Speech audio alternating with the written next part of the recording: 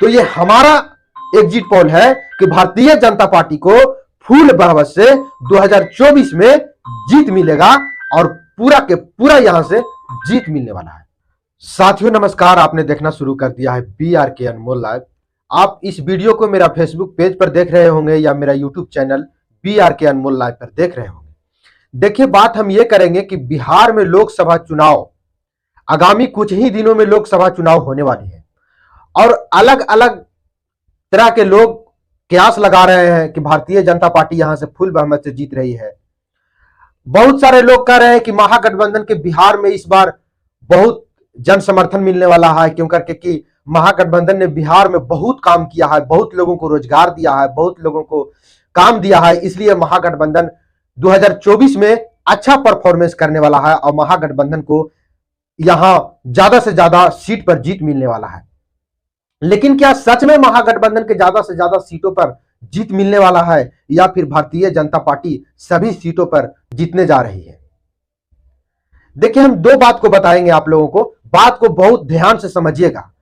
जहां तक हमको जानकारी मिल रही है, हम भी पब्लिक में घूम रहे हैं, पब्लिक लोगों से बयान ले रहे हैं, पब्लिक लोग से हम जानने के प्रयास कर रहे हैं, बिहार के हर एक जगह पर हम जाने के प्रयास कर रहे हैं और हर एक जगह से हम लोगों से मिल करके उनके बातों को जब हम जोड़ते हैं, समझते हैं, उनके दिल में हम जाकर के झांकते हैं, तो हमें लगता है कि भारतीय जनता पार्टी की फुल बहुमत से, जिस प्रकार से 2019 के लोकसभा में फुल बहुमत से सीट मिला था, उसी प्रकार से इस बार भी 2024 के लोकसभा चुनाव में भारतीय जनता पार्टी को फुल बहुमत से यहां से जीत मिलने वाली है और फिर से मोदी सरकार की सरकार बनने वाली है। अब आप लोग बोलिएगा कि कैसे मोदी सरकार यहां से जीत जाएगा, बिहार से कैसे मोदी सरकार को फुल बहुमत मिल जाएगा, भारतीय जनता पार्टी को फुल बहुमत से यहां से कैसे जिता करके लोग भेज देगा? तो आपको हम बताते हैं कि बिहार में अभी हुआ था जातीय जनगणना और बिहार में जातीय जनगणना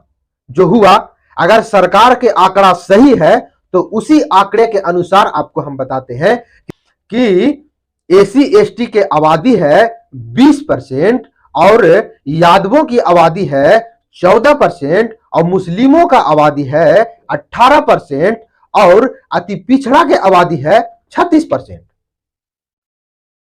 तो बिहार में जातिवाद तो कस के होता है, जातिवाद तो बिहार में कूट कूट के भरा हुआ है। अगर आजकल के कोई व्यक्ति कह दे कि हमारे अंदर जातिवाद नहीं है, तो 100 में से 99% लोग जातिवाद होते हैं। एक ही दो व्यक्ति ऐसा होते हैं जो सेकुलर होते हैं और सभी को बारे में सोचते हैं, लेकिन ज्यादातर के लोग अपने जात और अपने समाज के बारे में सोचते हैं, खास करके बिहार में। और बिहार लोकसभा के हम बात कर रहे हैं, तो अब बताते हैं कि कैसे भारतीय जनता पार्टी के यहां से फुल बहुमत से लोग जिता करके भेजने के काम करेगा, यह हम बताते हैं पूरा विस्तार से। देखिए, SC/ST का जो वोट है वो किसके साथ है? क्या महागठबंधन के साथ SC/ST का वोट है? क्यों करके बिहार में जातिवाद है, इसलिए हम कह रहे हैं और हम जानने के प्रयास किए हैं, इसलिए हम कह रहे हैं। अब आ जाइए SC/ST की हम बात कर लेते हैं। तो जैसे बिहार में महागठबंधन बना, महागठबंधन का जैसे गठबंधन हुआ बिहार में, उसमें बिहार महागठबंधन में कई प्रकार की गलतियां हुई है। इस पर लोग फोकस नहीं किया महागठबंधन के लोगों ने। अब बताते हैं कि महागठबंधन के लोगों ने क्या चीज पर फोकस नहीं किया। देखिए, SC/ST के नेता बिहार में कौन है? पहला जीतन राम मांझी, दूसरा चिराग पासवान, तीसरा पशुपति पारस, चौथा मायावती बहुजन समाज पार्टी। SC/ST का इन पार्टियों का महागठबंधन में किसी प्रकार का भागीदारी हिस्सेदारी नहीं है। जीतन राम मांझी जी थे, उनको भी महागठबंधन से आउट कर दिया गया। तो बिहार में तो होता है जातिवाद, और जातिवाद जब होता है बिहार में तो SC/ST के लोग किन के साथ जाएगा? SC/ST के लोग किन के साथ जाएगा? चिराग पासवान बिहार फर्स्ट और बिहारी फर्स्ट के नारा लेकर के चल रहे हैं।